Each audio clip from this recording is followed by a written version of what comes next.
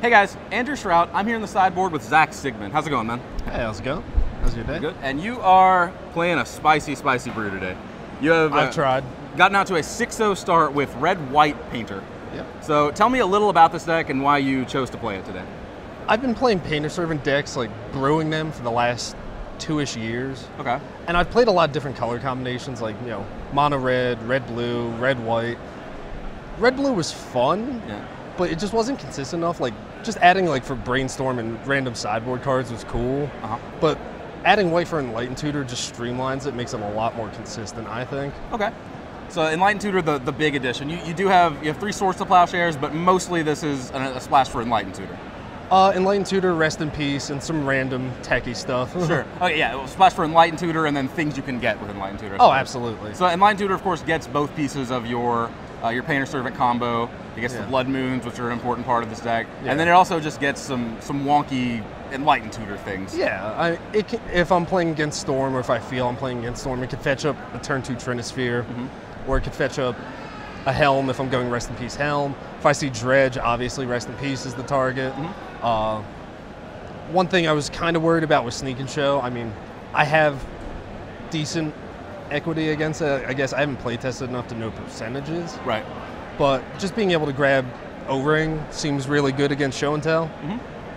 So you have a Rest in Peace, a Helm of Obedience, so for the kind of the backup combo there. Both singletons, yes. Yep. These are all one-ofs here. To a lot of one-ofs. One Ensnaring Bridge, one Trinisphere. 2 Ensnaring Bridges. 2, okay. You might need to draw one of those, I suppose. You never know. Fair enough. Something could happen to the first one. Okay. All right, so yeah, Ensnaring Bridge, Trinisphere, Oblivion Ring, one Leyline of Sanctity. That was a late addition. It has a lot of utility. I haven't played it yet, actually. Just kind of a just-in-case sort of situation? I like it as like a 59th, 60th card. Okay. Just because it has a lot of value against your random like Red-Blue Delver, your Burns. Really good against preventing hand hate, because I am susceptible to that. Sure. Okay. I do want to protect the combo or Blood Moon from my hand. Yeah, of course. And I've played games in prior tournaments where it's really funny with like a Jace or a Liliana up on the field. Okay, yeah, it turns off both of their ultimates. Yeah. All right, and the Fate Seal actually. It protects against a lot of random things. Okay. It's good against Storm. Sure. Because if I can play that against Storm and jam them into the Empty the Warrens route, they're never going to expect like the turn 2 Pyroclasm, and then they're sitting with 0-card hand, and I have free reign. Okay. Another card I want to talk about in your deck. This is a card that doesn't see a ton of play in other Painter Servant decks. Is Faithless Looting. Faithless Looting was an interesting idea I had, just because I wanted some kind of card draw engine, but I didn't want to flood my hand in case Ensnaring Bridge was an out I needed. Okay. And it really helps, like, because we've all like Sensei's topped and had 3 cards you just never want to see. Right. So you can just like get rid of those really easily and start anew. Okay. So basically you're just like looking for a card filtering sort of engine that worked well with Ensnaring Bridge? Like, yes. you think it just fits in Ensnaring Bridge decks? Yeah, well, obviously, if you think about the color pie, red-white is the weakest in card drawing. Sure. And that having flashback, it seemed like a really good 2-of in my mind. Okay. Just because it let me filter through, because I've had quick games in this tournament so far, but generally this is a very grindy deck if something happens to the combo. And it's just really good to be able to do that later in games. Yeah, like, the later the game goes, the more likely you are to have redundant cards in hand. Oh, absolutely. It kind of fills the same role as like a Brainstorm would with a fetch land, I suppose? Yes. Okay, that makes sense. But obviously I'm not going to be doing a lot of fetch land, hopefully. Right, yeah, not with hopefully my fetch lands are mountains at that point. Sure. Yeah, you don't have fetch lands, of course, because you're Blood Moon. I do run 3 Arid Maces, but yeah, you're not like ostensibly one of those... when I counted the deck, I counted them as mountains with upside. Right. Okay, that's fair.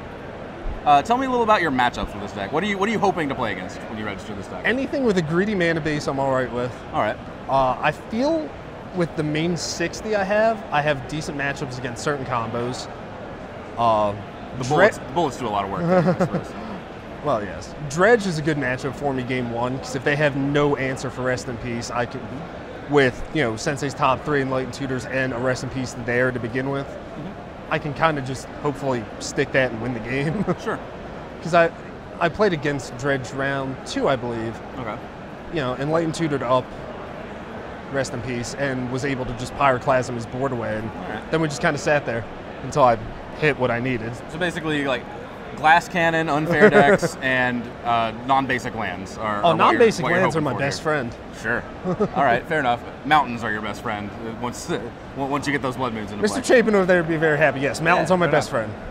What are you hoping not to play against with this? Burn. Oh, okay. Burn, I think. I know I have one main deck leyline, but with the amount of Ancient Tombing I will do, Burn will hurt me really hard, and they can kill Painter Servant with how many of their direct damage spells? Right. Like any kind of bolt chain lightning effect, and it's a little rough for me. I mean, I can get around it. I haven't played against it yet today. Yeah, dodged it so far. Sorry, it's 6-0, I believe? Yes. Okay. Tell me a little about how your tournament's gone so far. What all have you played against? Round 1, I played against Bug Delver, where Blood Moon won me game 1. Game 2, my opponent made a slight misplay off of turn 1 or turn 2 Brainstorm, because when I went for the turn 2 or turn 3 Blood Moon, he cracked and had all of his green mana in his hand and could not Abrupt Decay, or could not float the mana Abrupt Decay. Wow. Okay. So I just won the game off that. He was upset, obviously. That's rough. Okay.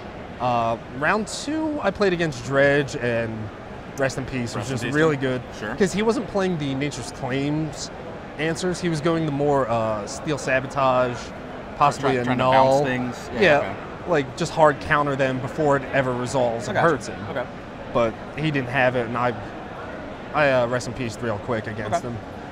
Game 3 was Elves. All right. I kind of got lucky. My opening 7 was bad, and my starting 6 then had had like Mountain Plains, Swords, Pyroclasm. Yeah, you do have 2 main deck Pyroclasms and a third in the board. That was kind of good against Elves. Yeah, that matchup seems reasonable for that. Going turn 1 Swords, a Heritage Druid, and then letting him empty his hand and going Pyroclasm is pretty strong.